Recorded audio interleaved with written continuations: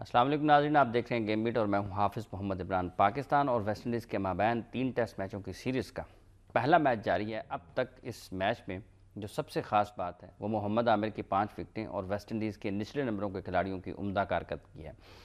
मोहम्मद आमिर की 5 विकेटें इस लिहाज से खुशाइंद करार दी जा सकती हैं कि पाकिस्तान टीम के फास्ट बॉलर्स की कारकर्दगी और बिलखुसूस टेस्ट मैचेस में उनकी तरफ से इस किस्म की कारकर्दगी जिसमें 5, 6, 7 तेज़ी से लेने वाली विकेटें हों ताकि मुखालिफ टीम की बैटिंग लाइन बड़ा स्कोर ना कर पाए, उसकी कमी महसूस की जा रही थी। और साथ ही साथ पाकिस्तान टीम के फास्ट बॉलर्स में जो कॉम्बिनेशन इस्तेमाल होते रहे हैं, कभी राहत अली और सुहेल खान हैं अब मोहम्मद आमिर के साथ, तो जो खिलाड़ियों का इन आउट है बिलखुसूस पेस अटैक में वो भी किसी हद तक उसने परेशान किए रखा है। साथ ही साथ आज के प्रोग्राम में इस टेस्ट मैच के हवाले से चूँकि मौसम का बड़ा अमल दखल है, बारिश ने अपना किरदार भरपूर तरीके से निभाया और खेल नहीं होने दिया जितना होना चाहिए था। इस टेस्ट मैच के साथ साथ हम बात करेंगे शाहिद आफरीदी और नजम सेठी की दुबई में होने वाली मुलाकात के हवाले से भी, जिसके बाद ये चीज़ सामने आई है कि पाकिस्तान क्रिकेट बोर्ड और शाहिद आफरीदी के माबैन मामलात किसी हद तक तय पा गए हैं। 2016 में जब शाहिद आफरीदी ने रिटायरमेंट अनाउंस की, और उसके रिटायरमेंट तो नहीं, खैर उन्होंने अनाउंस की जब वर्ल्ड टी20 और एशिया कप के बाद पाकिस्तान की टीम नाकामी के बाद वतन वापस आई, तो शाहिद आफरीदी उसके बाद से अब तक पाकिस्तान टीम का हिस्सा नहीं है।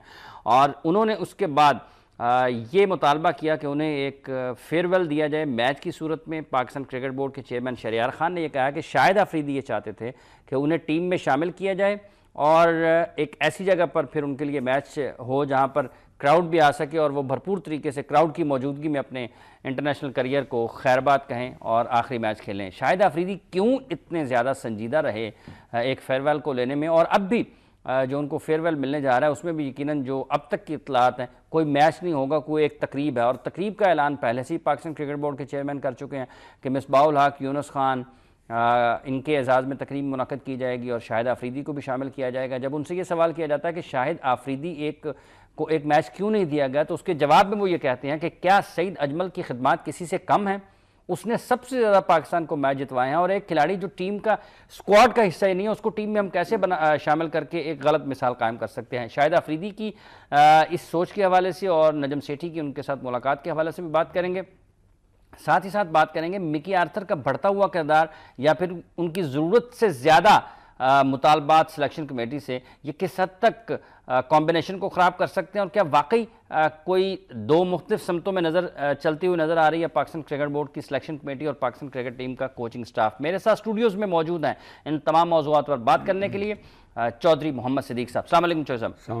बहुत शुक्रिया जी। इनके साथ तशरीफ़ फरमाएं शाहिद अनवर, आप इंटरनेशनल क्रिकेटर और कोच हैं और वुमेन टीम के बैटिंग कोच भी। अस्सलाम वालेकुम जी शाहिद साहब। इनके साथ तशरीफ़ फरमा है विकेट कीपर, बल्लेबाज और मैच रेफरी पाकिस्तान के डोमेस्टिक क्रिकेट में जनाब अशरफ अली। अस्सलाम वालेकुम। वालेकुम अस्सलाम। खैरियत से? चौधरी मोहम्मद सिद्दीक साहब जनाब, शाहिद अफरीदी क्या मैच मांगता है? इनका तो फेवरेट है यार। बहुत पसंद करते हैं। मेरा बहुत फेवरेट है। मैं तो फिर वही बात करूंगा जो मुझे करनी चाहिए। नहीं करनी शाहिद चाहिए। अफरीदी पाकिस्तान के क्या दुनिया के खुशकिस्मत तरीन इंसान है कि जिन्होंने 400 वनडे मैच खेल लिया विदाउट परफॉर्मेंस। ओ नहीं, परफॉर्मेंस तो की क्या परफॉर्मेंस? 400 मैचों में 398 विकेटें, एक विकेट भी पर मैच ना हुई। और 400 मैचों में स्कोर कितना किया? 19 की एवरेज से 7000 स्कोर नहीं है। हाफिज साहब 400 मैच में हमेशा कहता हूँ मुंह इतना खुल जाता है। और परफॉर्मेंस देखें, मेरा ख्याल है उसको अब ये सारा किस्सा जो है छोड़ देना चाहिए। बहुत उसने इज्जत कमा ली, 2-3 मैचों में छक्के लगा के, या कितनी सेंचुरियां, 5 सेंचुरियां। अब सर 400 मैचेस लोगों के तो देखो कौन खेला है दुनिया में। सनत जसूरिया जी, सनत जसूरिया। हाँ, तो उसकी परफॉर्मेंस चलो उसी से मिला लें, निकालें अभी उसकी परफॉर्मेंस, बैटिंग और बॉलिंग देखें, इससे डबल होगी, डबल से भी ज्यादा होगी। फौरन आएंगे। अब मुझे पता है फौरन आएंगे। मैं आपको अभी सारे के सारे स्टैट जो है ना वो भी दे देता हूँ। अच्छा जी, शाहिद अफरीदी की आपके ख्याल में जो उनका एक ख्वाहिश थी कि उनको एक फेयरवेल मिले बड़ा अच्छा? अब सब हर चीज जो ख्वाहिश से नहीं होती, इज्जत से भी कोई बातें होती हैं। अच्छा, अगर वो सारे प्रेस और हर आदमी कह रहा है कि इसके फेयरवेल में, मतलब कि अगर वो फेयरवेल देते हैं तो जरूरी नहीं कि इसको टीम में शामिल किया जाए, फिर इससे कप्तानी करवाई जाए, फिर वो उस मैच के ऊपर इसको फेयरवेल दिया जाए। फेयरवेल किसी भी जगह के ऊपर, किसी होटल में, किसी जगह के ऊपर इसको दिया जा सकता है। और फेयरवेल क्राउड पुलर तो है ना चौधरी साहब, ये तो ठीक है, क्राउड पुलर है, इसमें तो कोई दौर नहीं। आपके ख्याल में उनको ये जो संजीदगी उन्होंने इतनी दिखाई है इस मामले में कि उनको फेयरवेल दिया जाना चाहिए, ये गैर जरूरी थी? नहीं, खुद मांग के क्या फेयरवेल होता है यार? खुद मांग के पीछे लग के रोज अखबारों में ये जी रिटायरमेंट हो रही है, अब फेयरवेल के लिए फिर दोबारा आ रहे हैं। वो इतना बड़ा, अगर आप कहते हैं कि वो बहुत बड़ा क्रिकेटर था, 400 मैच खेला, तो अच्छा, शाहिद अफरीदी के 27 टेस्ट मैचेज हैं। हाँ जी, 48 इनिंग्स हैं। आप ये चौधरी साहब की तरह देखिएगा खुश कैसे होते हैं। एक मरतबा वो नॉट आउट रहे हैं, 1716 रन उन्होंने स्कोर किए हैं 41 मैचों में, 27 मैचों में। 40 इनिंग हो 48 इनिंग्स, ठीक है जी।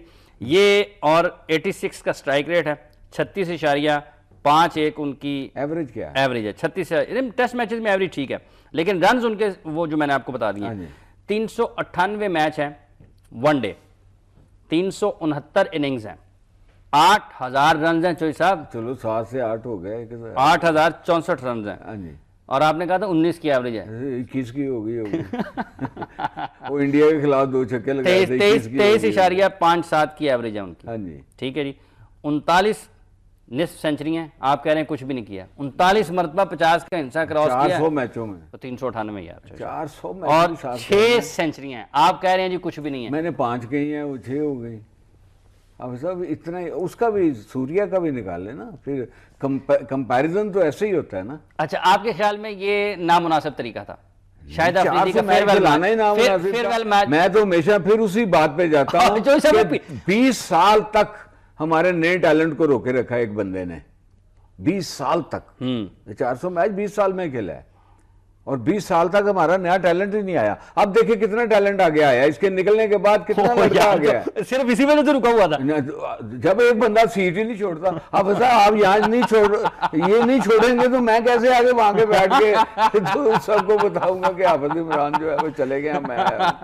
ये बात ना करें, हकीकत को हकीकत तक ही रहने दें। आपके ख्याल में शाहिद अफरीदी के जाने से ये सारा टैलेंट सामने आ रहा है? नहीं, देखिए आप देखे ना, कितने ऑलराउंडर आए हैं, कितने बैट्समैन आए हैं, कितने एक लाइन लगी हुई है। पहले एक स्टेप से ऊपर दूसरा स्टेप ही नहीं होता था। शाहिद अफरीदी बार, शाहिद अफरीदी, शाहिद अफरीदी बार, शाहिद अफरीदी। एक हादसाती क्रिकेटर है, मैंने आज तक ना इसे कभी क्रिकेटर माना है। आई ना समझ। अच्छा, आपके ख्याल में फेयरवेल का उनको इस तरह से नहीं करना चाहिए, आप किस तरह से देखते हैं? जलील होके नहीं लेना चाहिए, अगर बोर्ड देता है तो जरूर जाना चाहिए। शाहिद अफरीदी का फेयरवेल वाला मामला हम उसको इसलिए डिस्कस कर रहे हैं क्योंकि अब जाकर कुछ साल 1.5 साल के बाद गालिबन वो किसी एक नतीजे पर पहुंचे, और वो भी इसके भी कुछ और चीज़ें होंगी। ये मुझे किसी हद तक यकीन है कि ये लाजिम नहीं है कि इसी वक्त में इसने तय होना था और अब भी शायद को मिलना था, इससे पहले क्यों नहीं मिला, ये एक अलग बहस है। शायद की संजीदगी इस फेयरवेल के ऊपर, और क्या उनको बार बार कहना चाहिए? एक और भी इस पे तर्ज अमल है कि हम बहसीत क्रिकेटर सारा करियर पाकिस्तान क्रिकेट बोर्ड से पैसे लेते हैं, हमारा जितनी भी फाइनेंशियल चीज़ें हैं वो बोर्ड से जुड़ी है ना, लेकिन हम जब किसी मुकाम पर पहुंच जाते हैं तो हम कहते हैं कि हम जवाब दे तो आवाम को हैं। भाई पैसे आप पाकिस्तान क्रिकेट बोर्ड से लेते हैं तो जवाब दे भी आप सबसे पहले क्रिकेट बोर्ड को हैं। जी बहुत शुक्रिया इमरान भाई। इसमें जो शाहिद अफरीदी फेयरवेल मैच मांग रहा था ना, देखें एक पूरी दुनिया में एक फिनोमेना है। जितने भी दुनिया के आज तक प्लेयर रिटायर हुए हैं वो सिलेक्ट होते हैं, मैच खेल रहे होते हैं और उसको अपना आखिरी मैच डिक्लेयर करते हैं। ठीक है, ये प्लेयर खुद करता है उस मैच, पहले सिलेक्ट होते हैं, वो ये नहीं कहते जी मुझे इसलिए सिलेक्ट कर लें कि मैं आखिरी मैच खेलना चाहता हूं। आखिरी मैच है, वो टीम में सिलेक्ट होते हैं, मैच खेल रहे होते हैं, कोई भी वर्ल्ड कप हो या टेस्ट मैच हो, जैसे अभी ये दोनों ने किया, कारा और ये हमारे दोनों ने किया, पहले अनाउंस कर दिया। डेफिनेटली बल्लों की छांव में ये बाहर आएंगे, फेयरवेल मिलेगा, यही फेयरवेल होता है। हाँ, ये फेयरवेल बड़ा दिमाग चल रहा है आज। बिल्कुल, ये फेयरवेल होता है कि आप सिलेक्ट हो गए हैं, उसके बाद आप 400 करें, 200 करें, ये किसी जिमन में किसी जुमरे में नहीं आता कि आपने 250 ईच इनिंग कर दिया तो अब अगला टेस्ट फिर के मैंने खेलना, नहीं।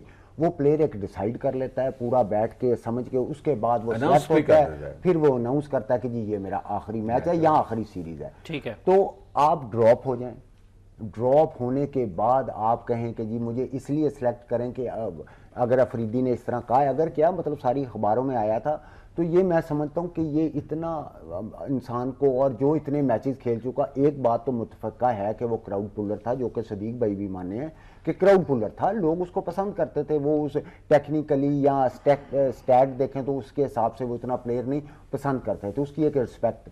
जब आप ये बार बार चीज वो फेयरवेल की इस तरह वो मैच एक मांगते हैं, ये भी अगर उसका फेयरवेल एक डिनर होता है, ये होना चाहिए, ये बहुत अच्छी रवायत है। ये तो कोई बुरी बात ही नहीं है, बुरी बात ही नहीं है उसमें, तो ये बोर्ड का फर्ज है, बल्कि एक प्लेयर ने जिम्मेदारी है जी, ये तो जिम्मेदारी है। हाँ जी, वो चाहे मतलब आपके ख्याल में एक जो चीजें पहले से तयशुदा हैं और खिलाड़ियों को पता है कि किस तरह से उन्होंने अपने, जब करियर खत्म हो रहा है और आपको पहले से मामला तय है कि आप वर्ल्ड, हालांकि पाकिस्तान क्रिकेट बोर्ड के ऊपर एशिया कप में खराब कारकर्दगी के बाद बहुत दबाव आया कि शायद को वर्ल्ड T20 के लिए कप्तानी से हटा दिया जाए, लेकिन उन्होंने उसको बरकरार रखा। एक वक्फा ले रहे हैं जी, वक्फे के बाद आएंगे और फिर शाहिद आफरीदी नजम सेठी के हवाले से जो इनकी मुलाकात हुई उस पर मजीद बात करेंगे।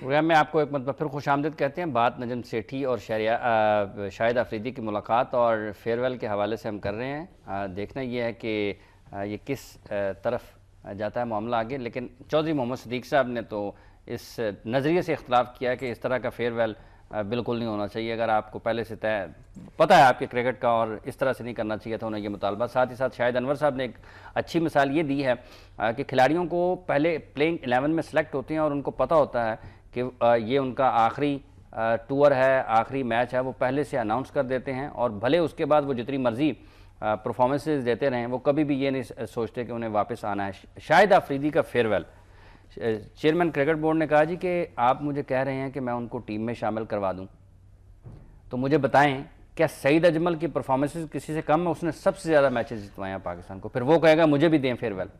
अब सर फेयरवेल क्या रूटीन में शामिल है पाकिस्तान क्रिकेट टीम में कि जितने भी रिटायर्ड प्लेयर्स होते हैं उन्हें देता है? अगर तो रूटीन में डिसाइडेड है तो फिर तो इन्हें कोई जल्दी नहीं करनी चाहिए थी। और फिर ये समझते हैं कि PR के बगैर लाजिम बात है कि इधर कुछ नहीं होता है, तो लिहाजा उन्होंने फिर कि अब मैं एक अच्छा फेयरवेल लूं और तो उन्होंने PR करने की कोशिश की होगी ये।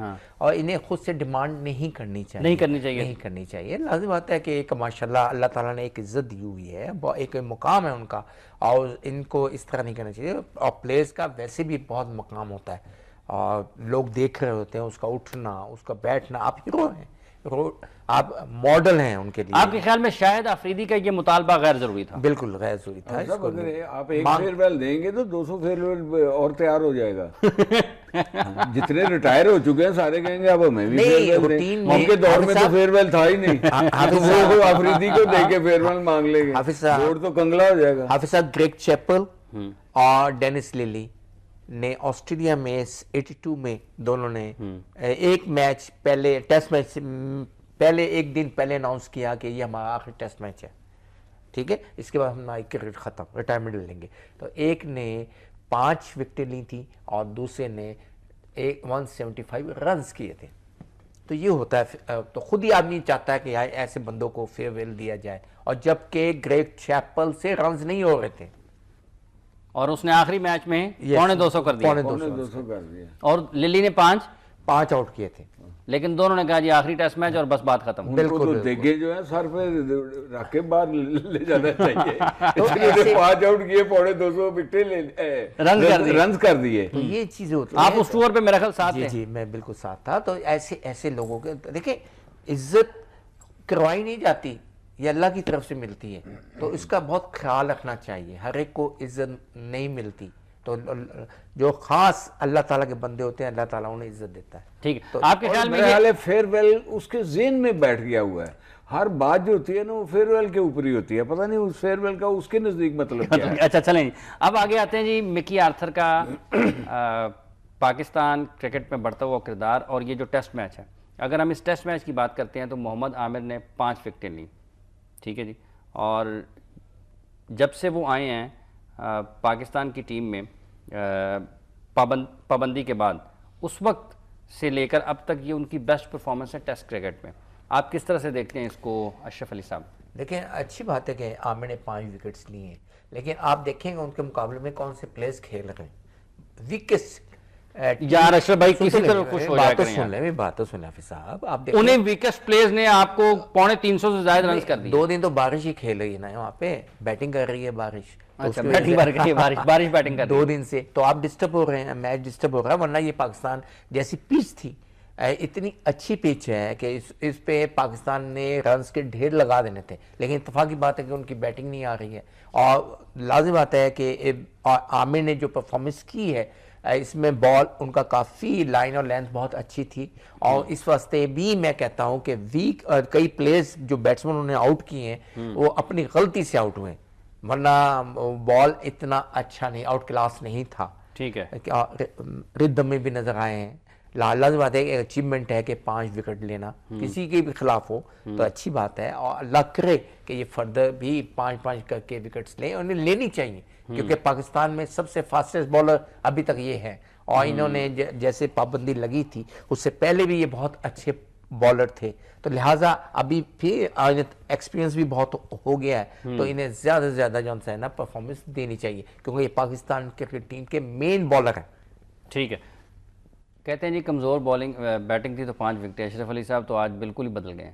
नहीं, आमिर ने जो इस मैच में जो डिफरेंट चीज़ की है ना, उसका आर्च बना, गेंद अंदर को जो या तो रेड बॉल है इससे फ़र्क पड़ा है या क्या हुआ है, इससे वैसे फ़र्क पड़ जाता है? ये उसने कहा, खुद भी कहा। अच्छा, उसने कहा वाइट बॉल से मेरा रिदम जो था वो नहीं आ रहा था, मेरी ग्रिप में नहीं आ रहा था, लेकिन जब मैंने रेड बॉल दिया, 2 ओवर किए ना, तो आज ही बयान था मेरा हाल उसका, तो बॉल ने अच्छा मूव किया। ठीक है, ये डेफिनेटली थोड़ा बहुत फ़र्क पड़ता है। तो उसने एक तो वो बॉलिंग बड़ी अच्छी की है, इसमें कोई शक नहीं, अंदर आया, उसका बड़ा आर्च बनाया अच्छे तरीके से, और राइट स्पॉट पे अंदर आया पेस के साथ, जो उसने 2-3 बोल्ड किए हैं। सो क्रेडिट, गलती ज़रूर 1-2 बैट्समैन ने की है, लेकिन उसका भी अगर आप दूसरे एंगल से देखें ना, बॉलर इतना उनको टाइट रखता है कि बैट्समैन गलती पे मजबूर हो जाता है बाजों का। तो ये भी क्रेडिट, वसीम ने अगर 500-600 आउट किए हैं, उसमें 200 आउट उसने बैट्समैनों ने अपनी गलतियों से भी हुए होंगे, तो वो भी क्रेडिट थोड़ा सा उसको ज़रूर जाता है। लेकिन इसमें भी कोई शक नहीं है कि ये दुनिया की, देखें हम दोनों ही 9वीं 8वीं पोजीशन के लिए वहां वनडे में लड़ रहे हैं। अच्छा भाई, ये भी तो देखें ना आप।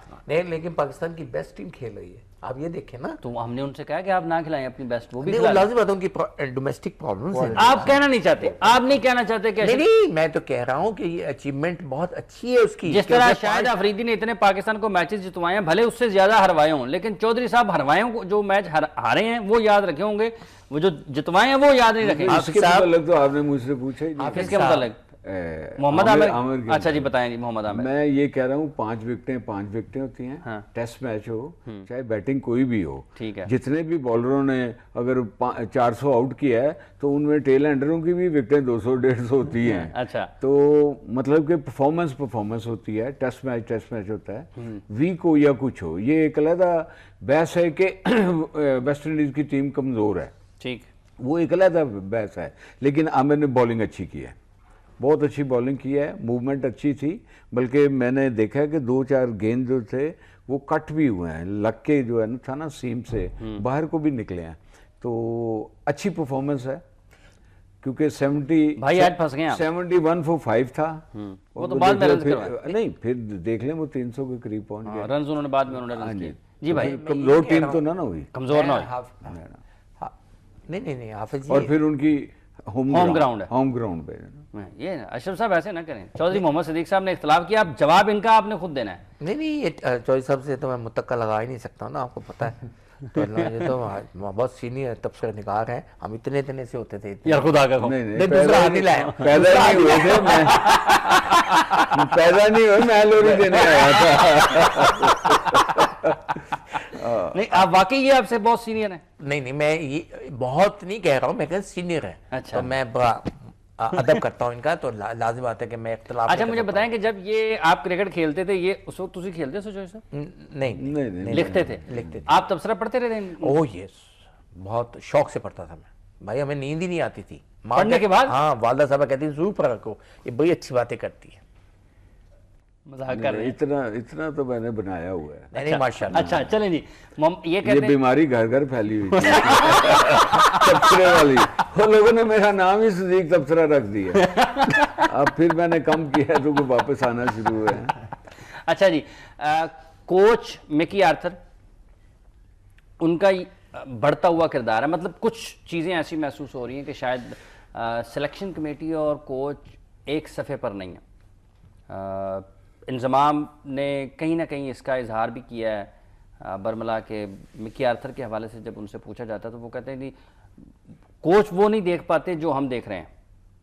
तो आपको लगता है कि थोड़ा सा इख्तलाफ है और कोच का किरदार इतना ज़्यादा होना चाहिए ताकतवर और मजबूत जितना मिकी आर्थर चाह रहे हैं? देखें, जितना ज़्यादा आप उसे इख्तियारात देंगे ना, उतना ही वो कमांड के साथ, कॉन्फिडेंस के साथ अपनी टीम को फाइट करवाएगा और उसके पास इख्तियारात होने चाहिए। सिलेक्शन कमेटी फिर ख़त्म कर देनी चाहिए? नो, आप सुनते नहीं, सिलेक्शन कमेटी के ग्राउंड में कोई रोल नहीं है, ठीक है? जो उन्होंने टीम एक देनी है उसको, उसमें रोल है उनका, और आपस में मिल के अंडरस्टैंडिंग के साथ टीम बनाए। ये बन किसकी टीम रही है? पाकिस्तान की।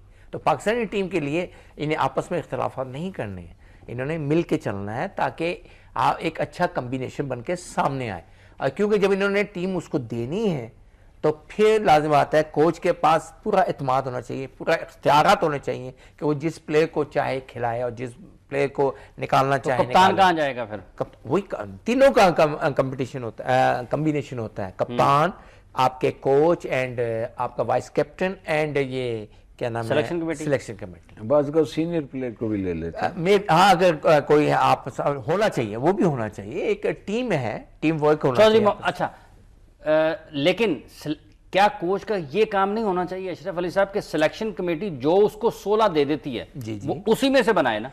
उसको वो 16 में वो नजर नहीं आते, लेकिन जो बाहर बैठे हुए हैं उसके ऊपर उनकी नजरें नहीं। वो 16 में से बाहर कहाँ में से ले रहा है? बेंच से ले रहा है भाई। 16 में ही बेंच में बैठे हुए होंगे तो ना। 16 में उस वक्त उसके ऊपर इत्तेफाक राय पैदा करें ना अशरफ साहब, जब आप टीम सिलेक्शन देखें। अगर कोच डोमेस्टिक क्रिकेट भी देख रहा है, बॉल टू बॉल हर प्लेयर को वॉच कर रहा है, और फिर क्या होता है कि सिलेक्शन कमेटी ने भी लाजिम बात है इसी के साथ उन्हीं को वॉच कर रहे हैं ना, तो इनको मिल के आपस में डिसाइड करना है कि हाफिज साहब अच्छा खेल रहे हैं या सिद्दीक साहब अच्छा खेल रहे हैं। ठीक है, फिर दोनों एक बंदे पे रजामंदी का इजहार करें और फिर उसको सिलेक्ट कर लें। तो मेरे हाल कोई परेशानी वाली बात तो है नहीं, क्योंकि वो भी पाकिस्तान के लिए फाइट कर रहा है, सिलेक्शन कमेटी भी पाकिस्तान के लिए बना रही है टीम। और आपके पास 11 प्लेयर तो नहीं, आपके पास 14 या 15 प्लेयर है, ये आपने पहले भेजे हुए हैं। इंजरी में एक और बात है, इंजरी में एक एक्स्ट्रा आ जाती है कि आपने किसको बुलाना है। वो आप सिलेक्टर और कोच जो है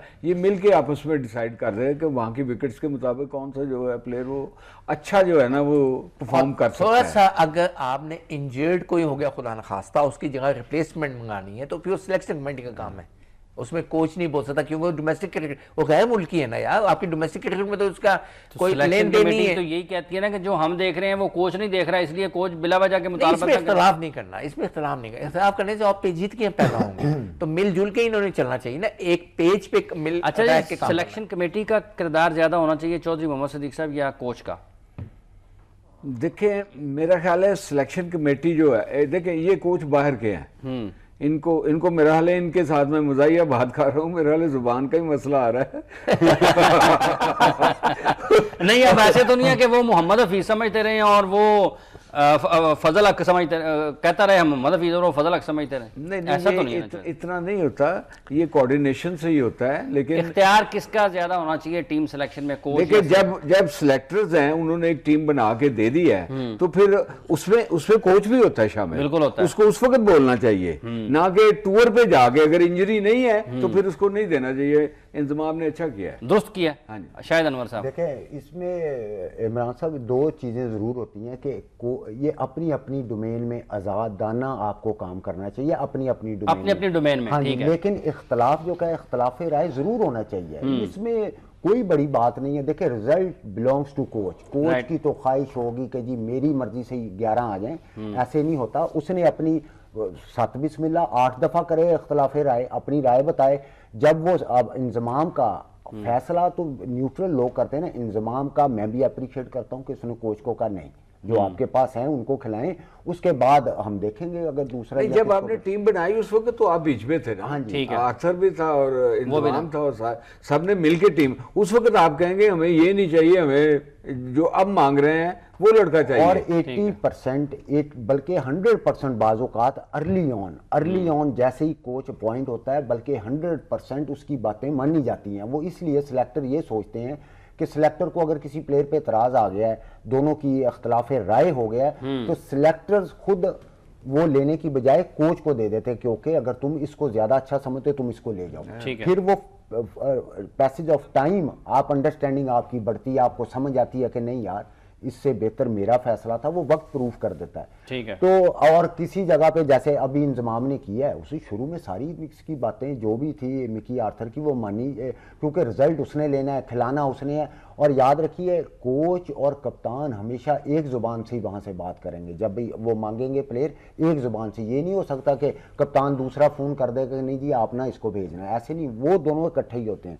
सिलेक्शन कमेटी की ये डोमेन है, उनकी बात माने या ना माने ये उनकी डोमेन। सिलेक्शन कमेटी का इख्तियार है कि वो किसी भी मुतालबे को माने, या जो भी खिलाड़ी वो जिसको वो बुलाना चाह रहे हैं, हाँ जी बिल्कुल, उसका हतमी फैसला सिलेक्टर्स ने करना है। एक और बात है, जब ऑस्ट्रेलिया के टूर पे, हाँ ऑस्ट्रेलिया के टूर पे थी पाकिस्तान की टीम, तो कामरान अकमल की आवाज़ शिद्दत से बुलंद हुई। सिलेक्शन कमेटी कामरान को यहाँ से भेजना चाह रही थी, लेकिन वहाँ पे मिकी उसके खिलाफ थे, तो फिर वो नहीं गए उस वक्त, नहीं भेजा गया। हाँ जी, तो ये देखे ना, किसी जगह पे आप किसी की मानते हो, इख्तियार ये सिलेक्टर्स का, लेकिन सिलेक्टर्स कोच को लाजमन उन दोनों की जीत में ही दोनों का फायदा है ना, वो लाजमन एक दूसरे की मानते हैं बात, इसमें वो मैटर ऑफ प्रेस्टीज कभी नहीं, मैंने नहीं समझता आता। हो सकता है लेटर स्टेज में आ जाए तो फिर वो डिजास्टर ही होता है। ये एक दूसरे की मान के चलनी पड़ती हैं बातें, फिर वक्त बताता है किसका फैसला कितना बेहतर हुआ है।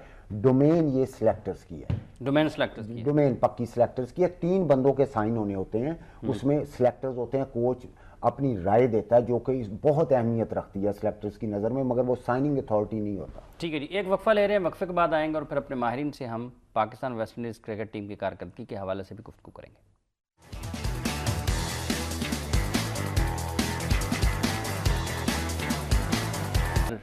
ने 5 विकेटें ली, इसका भी खासा चर्चा है इस टेस्ट मैच में, और यूनुस खान की कारकर्दगी तो किसी से कोई ढकी छुपी नहीं है। उनकी रिटायरमेंट के बाद जब वो वेस्ट इंडीज़ टूर पर चले गए तो एक ये खबर पहले आई कि वो शायद पाकिस्तान से मज़ीद खेलना चाहते हैं, और उन्होंने इस हवाले से जब बहुत बात आगे बढ़ी तो फिर अपना एक वीडियो पैगाम भी जारी किया, जिसमें वो ये कहते हुए दिखाई देते हैं कि कोई ऐसा इरादा नहीं है। अगर जो अभी इन चैपल की, ग्रेग चैपल की आपने बात की थी जी, ग्रेग चैपल की के उसके 175 रन आखिरी टेस्ट मैच में किए, लेकिन उसके बाद उन्होंने ये नहीं कहा कि मैं अपनी रिटायरमेंट वापस ले रहा हूँ। तो इसी किस्म के ख्यालात का इजहार यूनुस खान ने भी किया, और उन्होंने कहा जी कि मैं हर इनिंग्स में भी सेंचुरी स्कोर करता जाऊँगा, तो मैं वापस लेने वाला नहीं हूँ।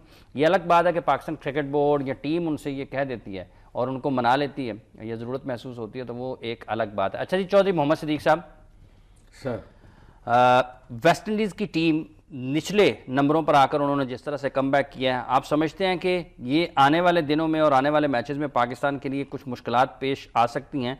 उन्होंने शारजा में पाकिस्तान को एक टेस्ट मैच, शारजा में मेरा ख्याल शारजा में जीते थे ना, तो यहाँ पर भी उन्होंने जो शुरू में नुकसान हुआ है उसका किसी हद तक अजाला किया है। देखिए, अच्छा, बेग साहब ने हमें टेलीफोन लाइन पर ज्वाइन किया है, जरा कराची का चक्कर लगाते हैं। अस्सलाम वालेकुम जी, मिर्जा इकबाल बेग साहब। वालेकुम अस्सलाम, आप ठीक हैं, खैरियत से? बहुत शुक्रिया बेग साहब। ये सिलेक्शन कमेटी और कोच आपको किसी एक सफ़े पर नज़र नहीं आते क्या, और अगर नहीं नज़र आते तो इसकी वजह क्या है आपके ख्याल में, और आप क्या समझते हैं कि कोच का कितना किरदार होना चाहिए सिलेक्शन में, और मिकी आर्थर को आप मजमूई तौर पर किस तरह से देख रहे हैं? देखिए इमरान, अगर हकीकत की निगाह से देखा जाए तो मिकी आर्थर इससे पहले जनूबी अफ्रीका और ऑस्ट्रेलिया की टीम की कोचिंग कर चुके हैं और खासे मुतनाज़ा रहे। अगरचे इन्होंने साउथ अफ्रीका की टीम को कहते हैं कि नंबर 1 टीम बनाया, लेकिन उस टीम में बड़े बड़े खिलाड़ी थे। लेकिन जब ये ऑस्ट्रेलिया के कोच बने तो इनको सैक कर दिया गया, फिर इन्होंने ऑस्ट्रेलियन नेशनलिटी ले ली। इनकी कप्तान माइकल क्लार्क के साथ नहीं बनी, और माइकल क्लार्क ने अपनी किताब में लिखा है कि मिकी आर्थर का दौर जो था वो ऑस्ट्रेलियन क्रिकेट का एक स्याह तरीन दौर था। फिर इनको पाकिस्तान क्रिकेट बोर्ड लेकर आया, और जिस तरह से आप देखते हैं कि वो कोचिंग के साथ साथ अदाकारी भी बड़ी अच्छी जानते हैं। जब टीवी कैमरा उनकी जानिब आता है तो वो किस तरह के एक्सप्रेशन शो करते हैं, ये हर आदमी जानता है। ठीक। सिलेक्शन कमेटी और कोच की मुझे इसलिए नहीं बनती नजर आ रही कि इंजमामुल हक डिफरेंट लाइन पर सोच रहे हैं, मिकी आर्थर डिफरेंट लाइन पर सोच रहे हैं। अब मिकी आर्थर के अताब का शिकार सुहेल खान फास्ट बॉलर है, और सुहेल खान को मिकी आर्थर पसंद नहीं करते, तो वो पसंद नापसंद की बुनियाद पर इमाद वसीम को उन्होंने अपना मुंह बोला बेटा बनाया हुआ है। तो मेरी समझ में नहीं आता कि मिकी आर्थर क्या करना चाहते हैं। इमरान जो भी गैर मुल्की कोच आता है वो यहाँ से डॉलर जमा करता है, चला जाता है। चाहे आप जेफरी लॉसन को ले लें, बॉब बुलमर तो इंतकाल कर गए, आप उनको ले लें, डेव वॉटमोर को ले लें। तो मुझे भी लगता है कि मिकी आर्थर कुछ अरसा गुजारेंगे, उनको पाकिस्तान की मट्टी से, पाकिस्तान के परचम से मोहब्बत नहीं है, उन्हें डॉलर से मोहब्बत है, वो गुजार के चले जाएंगे और ये इख्तिलाफात यूं ही बरकरार रहेंगे। मुझे खत्म होते नजर नहीं आते इख्तिलाफात इमरान। अच्छा, ये सुहेल खान का आपने जिक्र किया है और साथ ही साथ आपने इंजमाम का भी जिक्र किया है। इंजमाम ने गुज़िश्ता दिनों यहाँ पर एक मीडिया टॉक में ये भी कहा कि आर्थर वो नहीं देख रहे हैं जो हम देख रहे हैं। तो आप इस सारे सिलेक्शन प्रोसेस को कहाँ पर देखते हैं कि जब आपका एक हैवी वेट कोच है, हैवी वेट चीफ सिलेक्टर है, तो इख्तिलाफात की वजह आपको क्या मालूम होती है? देखिए, इख्तिलाफात की वजह ईगो मुझे मालूम होती है कि मिकी आर्थर की ईगो बहुत ज्यादा है, और जब पाकिस्तान क्रिकेट बोर्ड उन्हें last year as a coach लेकर आया तो उन्हें बहुत सी उन्होंने शराइत रखी, जिसमें एक शर्त ये भी थी इमरान के सिलेक्शन के मामलात में उनकी सुनी जाएगी। ठीक है। लेकिन मिकी आर्थर को लेकर आ गया। अब दूसरा हैवीवेट इंजमाम है जो 120 से ज्यादा टेस्ट मैचेस खेला है, वो डिफरेंट लाइन पर सोच रहा है, मिकी आर्थर डिफरेंट लाइन पर सोच रहे हैं। मुझे लगता है कि बोर्ड के कुछ लोगों का सॉफ्ट कॉर्नर मिकी आर्थर के लिए है। वैसे भी हम गोरी चमड़ी से बड़े मुतासिर होते हैं। मिकी आर्थर जो है फर्स्ट क्लास क्रिकेट खेले, कोई टेस्ट मैच वगैरह तो खेले नहीं। इंजमाम की एक अपनी रेपुटेशन है, वो खिलाड़ियों को पसंद नापसंद की भेंट चढ़ा रहे हैं मिकी आर्थर। मैं आपको वाकया बताऊं कि गुज़िश्ता बरस जब मिकी आर्थर पाकिस्तानी टीम के कोच थे तो पाकिस्तान की वनडे टीम के इंतखाब से कबल T20 मैचेस जारी थे मुत्तहदा अरब अमारात में वेस्ट इंडीज के खिलाफ। 42 दर्जा सेंटीग्रेड टेम्परेचर में उन्होंने खालिद लतीफ को ग्राउंड के 5 चक्कर लगाने को कहा और वो बिल्कुल एग्जॉस्ट हो गए। बाद में मिकी आर्थर ने कह दिया ये तो जी फिजिकली फिट नहीं है। तो एक कोच जब इस तरह से करेगा जिससे हम तवक्को करते हैं कि वो इंसाफ का तराजू जो है वो अपने हाथ में रखेगा, तो फिर आप उससे क्या तवक्को कर सकते हैं? आप देखें ना, इख्तिलाफात के उन्होंने राहत अली को मांगा, इंजमाम ने मना कर दिया। इंजमाम सुहेल खान को भेजना चाहते हैं, उन्होंने मना कर दिया। तो ये आपस में बन नहीं रही। और चूंकि पीसीबी खुद इमरान जिस सूरत हाल से दो चार है, तो उस सूरत हाल में दोनों ही अपनी अपनी इनिंग्स खेलने की कोशिश कर रहे हैं। ठीक है, आपका बहुत बहुत शुक्रिया इकबाल बेग साहब, आपने अपना वक्त दिया और अपने ख्यालात हमारे नाजरीन तक पहुंचाए। अब सर इसमें मैंने एक चीज़ जो है नोट की है कि जब टीम मैच जीत रही होती है ना तो फिर कोच की चलती है। ठीक है, जो ग्राउंड में होता है। ठीक है। और जब टीम हार रही होती है तो फिर सिलेक्शन कमेटी टॉप पे होती है। ठीक है, ये आप इसका दोनों का मुआवजा करें। और मेरी बात जब टीम जीत रही होती है तो कोच नजर आता है और जब टीम हार रही होती है उस वक्त जो सारा मलबा है वो सिलेक्शन कमेटी के ऊपर गिर जाता है। बिल्कुल। तो इसलिए फिर इंजमाम को तो ज़्यादा ताकत नजर आनी चाहिए ना कि अगर जब हारने के ऊपर मलबा उनके ऊपर जाना है तो फिर जवाब भी उन्होंने देना है। नहीं, ये बात नहीं मैं कर रहा, मैं वैसे एक जनरल सी बात कर रहा हूँ कि अगर टीम जीतती है ना तो जो ग्राउंड का कोच होता है ना वो उसको क्रेडिट ज़्यादा लेने की कोशिश करता है। और अगर टीम हार रही होती है तो जिन्होंने सिलेक्ट करके भेजा होता है ना वो डिफेंसिव पे हो जाते हैं। अच्छा जी, ये जो वेस्ट इंडीज़ टीम की कारकर्दगी है लोअर ऑर्डर में, मिडल ऑर्डर में, और यासिर शाह का उतना ज़्यादा कामयाब ना होना पहली इनिंग्स में, देखिए इसमें वेस्ट इंडीज़ को क्रेडिट जाता है। 70-75 पे उनके 5 आउट थे, बड़ा अच्छा बॉल हो रहा था और लग रहा था वर्क किया। उसमें वो सिंह लड़का जो राइट हैंड लेफ्ट हैंड था उसने 130-35 पाकिस्तान के खिलाफ किया था साइड मैच में। लेकिन जिस तरह की फील्डिंग खड़ी थी ना उस वक्त, एक स्क्वायर लेग खड़ा था, शॉर्ट मिड विकेट था, फिर उन्होंने एक लेग स्लिप करके भी रखा हुआ था, लग रहा था उस पर प्लान किया हुआ, उसने वही फ्लिक मारा और उसको आउट इन्होंने कर लिया। लेटर ऑर्डर आके जो खेल रहे हैं ये मैं नो डाउट कि यासिर ने अच्छी बॉलिंग भी की है, उन्होंने अच्छी गेंदें भी उसकी सर्वाइव की हैं। लेकिन ये वेस्ट इंडीज़ के लोअर ऑर्डर को मैं इसमें बहुत क्रेडिट देता हूँ कि उन्होंने अभी देखे 300 के करीब कर चले हैं और होल्डर खड़ा हुआ है, लास्ट विकेट है, वो भी पार्टनरशिप दे रही है उनकी। तो क्रेडिट मैं वेस्ट इंडीज़ की वेस्ट इंडीज को क्रेडिट। और यासिर शाह मैं ये समझता हूँ कि थोड़ा अंडर परफॉर्म है, इसमें कोई शक नहीं, लेकिन अभी दूसरी इनिंग है, 2 आउट किए हैं उसने, लेकिन स्कोर भी बहुत हो गया। तो मैं समझता हूँ क्योंकि यासिर शाह को भी वो अच्छा खेले हैं तो क्रेडिट तो उनको जाता है, क्योंकि West Indian right arm leg spinner पे शुरू से ही थोड़े से हल्के गिने जाते थे जब इनके पास स्टार भी होते थे। ठीक है, तो मैं इसमें तो credit West Indian lower order को देता हूँ कि उन्होंने वो अच्छे तरीके से पाकिस्तान की बॉलिंग को हैंडल किया और फिर रन्स भी ऑन बोर्ड टिकाए हैं। अशरफ अली साहब, यासिर शाह की नाकामी आप क्या समझते हैं? आज हम दोपहर में गुफ्तगू कर रहे थे तो एक दलील ये भी सामने आई और ये एक दलील ये भी सामने आई कि मुश्ताक अहमद की अदम मौजूदगी भी कहीं ना कहीं शायद यासिर की कारकर्दगी पर असरअंदाज हो रही है।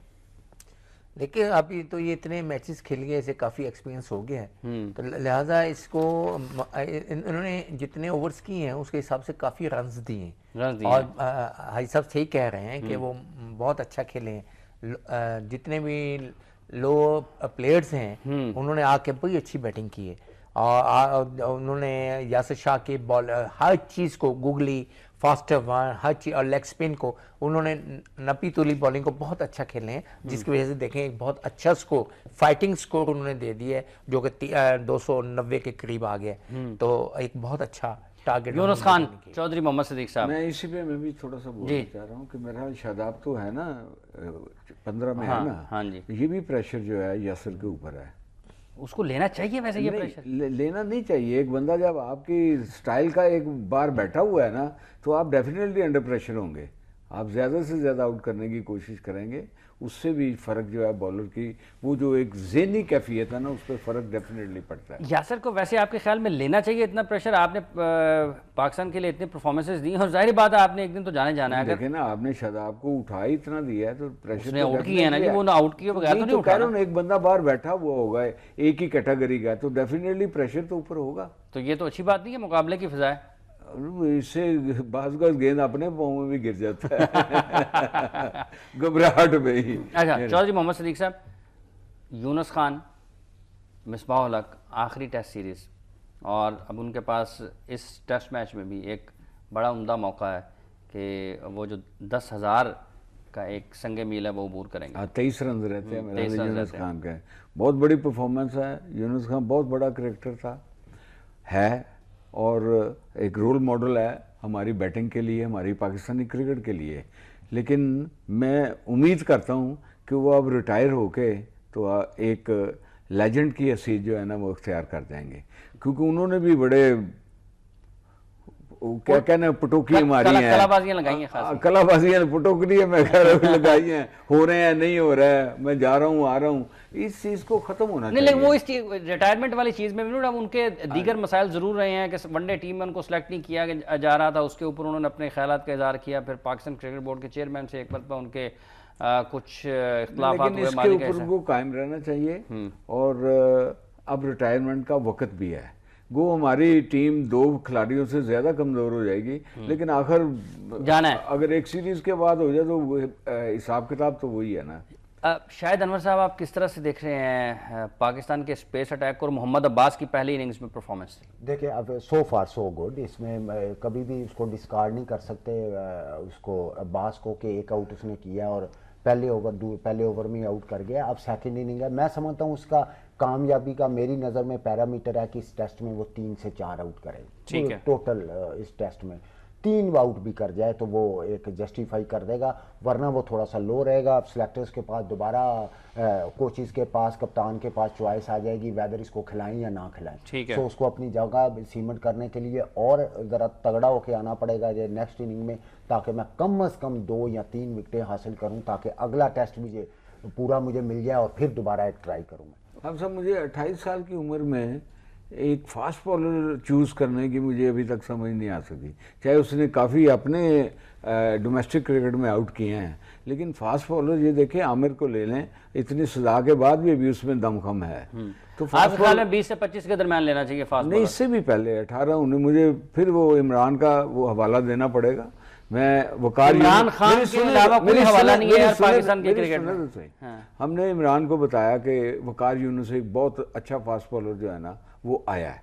अच्छा। तो इमरान ने इतनी देर में इंतखाब आलम आ गए, तो इमरान ने कहा इंतही सुना कोई लड़का वकार यूनुस बहुत तेज़ है, कहता है जी हाँ बहुत तेज़ है लेकिन अभी टू यंग है। उसने क्या उसको बूढ़ा होकर खिलाना है, वो टू यंग कोई तो फास्ट बॉलर जो है आप बनाएंगे तो वो बनेगा ना, 2 साल में वो ग्रूम कर जाएगा। और वैसा ही हुआ।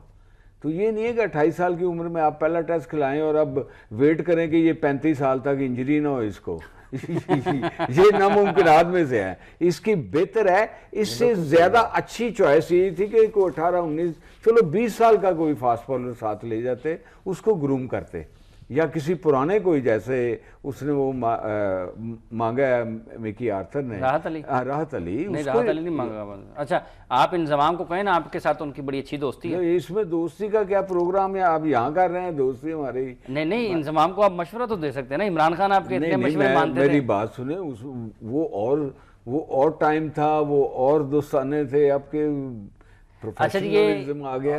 जो जिस बॉलर की ये बात कर रहे हैं बिल्कुल सही बात कर रहे हैं। और देखें जहाँ तक हम डोमेस्टिक क्रिकेट ताल्लुक है, उसको इतना लंबा स्पेल नहीं कभी किया होगा उसने, जो कि इस टेस्ट मैच में उसे करना पड़ेगा और अल्लाह करे को सर्वाइव कर जाए। अगर उसका फिटनेस एक टेस्ट भी आ जाएगा इस टेस्ट के दौरान, और उसकी लाइन और लेंथ मैंने देखी है काफ़ी अच्छी है। और देखें कंपटीशन है, इस कंपटीशन में अगर परफॉर्म करेगा तो लाजिम बात है कि सिलेक्टर्स के पास वाले निशान नहीं बनेगा। 28 साल का दूल्हा होना तो वो कहे बुढ़े नाल विआह तवे, ठीक है मैं आपको सही मजाइया बात कर रहा हूँ। 28 साल का दूल्हा होना वो जरा सेरा इधर कहे कहते हैं बुढ़े नाल विआह तवे, तो आप 28 साल को पहला टेस्ट मैच खिला रहे हैं। देखते नहीं इस टेस्ट मैच का नतीजा क्या होता है। इसी दुआ के साथ इख्तिताम करते हैं। चौधरी मोहम्मद सदीक साहब आपका बहुत शुक्रिया, शाहिद अनवर साहब, अशरफ अली साहब आप तशरीफ लाए, आपका भी बहुत बहुत शुक्रिया कि ये टेस्ट मैच, पहला टेस्ट मैच पाकिस्तान ने पहली इनिंग्स में ऊपर से आउट किए, लेकिन उसके बाद क्रेडिट बहरहाल वेस्ट इंडीज़ को जाता है। 6 विकेटें हासिल की हैं मोहम्मद आमिर ने। यूनुस खान इस टेस्ट मैच में इस 300 अपने 10,000 रन 23 रन करके मुकम्मल कर सकते हैं। इन दोनों खिलाड़ियों के लिए बहुत सारी नेक तमन्नाएं हैं कि इनका ये आखिरी दौरा बड़ा अच्छा साबित हो, कारकर्दगी के लिहाज से, इनकी ज़ाती कारकर्दगी के लिहाज से भी और उसके साथ साथ इज्तिमाई कारकर्दगी के लिहाज से भी। हाफिज़ मोहम्मद इमरान गेम बीट की पूरी टीम के साथ आपसे इजाज़त चाहता है। अपना और अपने इर्द गिर्द के लोगों का बहुत सा ख्याल रखिएगा। मनाने के बाद